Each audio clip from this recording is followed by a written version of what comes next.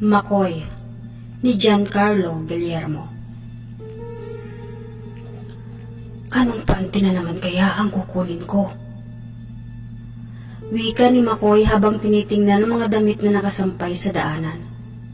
Isa-isa pa niyang inaamoy ang mga ito at kinikilatis ng mabuti ang bawat isa. Ngunit hindi niya alam na may nagmamasid na pala sa kanya. Si Randy, ang padre di pamilya ng tahanang nais niyang pagnakawan ng nakasampay na panty. Sinasabi ko na nga ba, ikaw ang nagnanao ng panty ng asawa at anak ko. Paninita ni Randy. Pagkatapos ay mabilis na lumapit kay McCoy at sinapak ito. Natumba naman si McCoy at mabilis ding tumayo at tumakbo patungo sa kanyang bahay. Malaki ang bahay ni McCoy, ngunit ngayon ay sira-sira na. Wala nang gate at bubong dahil naibenta na niya lahat. Mabuti na lang at 2 palapag ang bahay niya. Kaya naman may masisilungan pa siya sa unang palapag.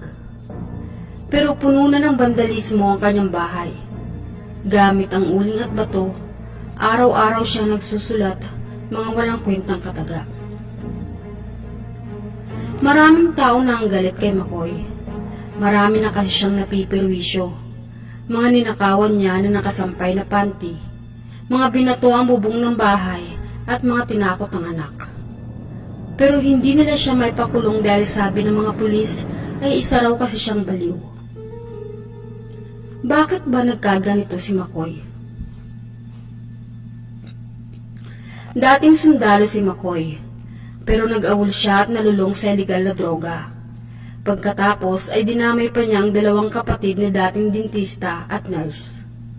Hinikayat niya silang tumikim ng bawal na gamot at kinalaunan ay pare-pareho silang nasiraan ng ulo. Noong nabubuhay pa ang kanilang ina ay maayos pa ang buhay nila. Dating paupan kasi ang unang palapag ng kanilang bahay. Ngunit nang pumanaw ang kanilang ina ay umalis na rin ang mga nangungupahan.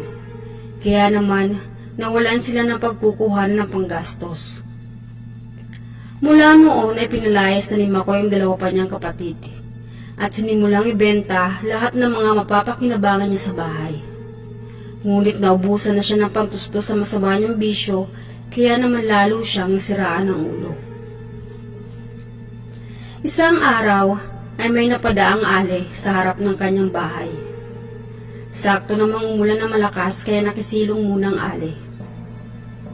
Walang kaalam-alam ang ale na mapapahamak siya dahil hindi naman siya taga roon at wala siyang kaalam-alam na nakisilong siya sa bahay ng baliw.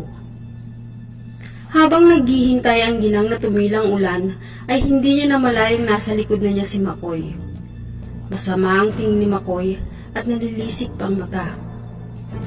Walang ano-ano bigla na lang hinampas ni McCoy sa batok ang ali, dahilan para mawalan ito ng malay at tumumba. Kung siniswerte ka nga naman, ngayon lang ulit ako makakatikim ng babae. Wika ni McCoy. Pagkatapos ay hinila na ang ali papunta sa kanyang silid. Kinabukasan ay marami nang nagpapatrolyang pulis dahil may nawawalang babae. Pasimple lang naman si McCoy at hindi nagpapahalatang may alam. Hanggang sa tanungin siya na isang pulis kung may napansin ba siyang babaeng dumaan sa bahay niya kagabi. Pero puro wala lang ang sagot niya.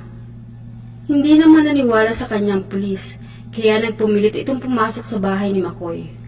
Ngunit hindi pumayag si McCoy at sinabing trespassing ang gagawin ng pulis. Kaya naman, inaliw muna siya ng pulis at pasimpleng pumasok ang kasamahan nito para maghanap.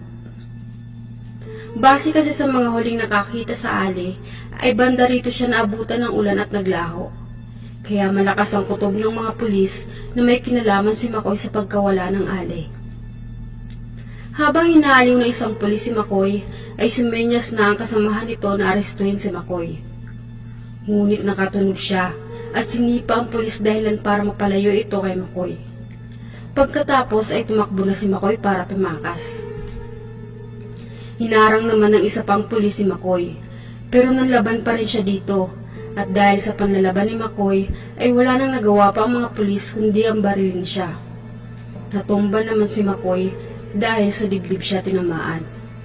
Agad rin siyang nawalan ng buhay, na ikinatuwa ng mga nakatira malapit sa kanilang bahay. Pero kahit patay na si McCoy ay patuloy pa rin siyang nanggugulo dahil bigla na lang siyang nakikita ng mga dumadaan na nakaupo sa harap ng kanyang bahay habang nakangiti ng abot tenga.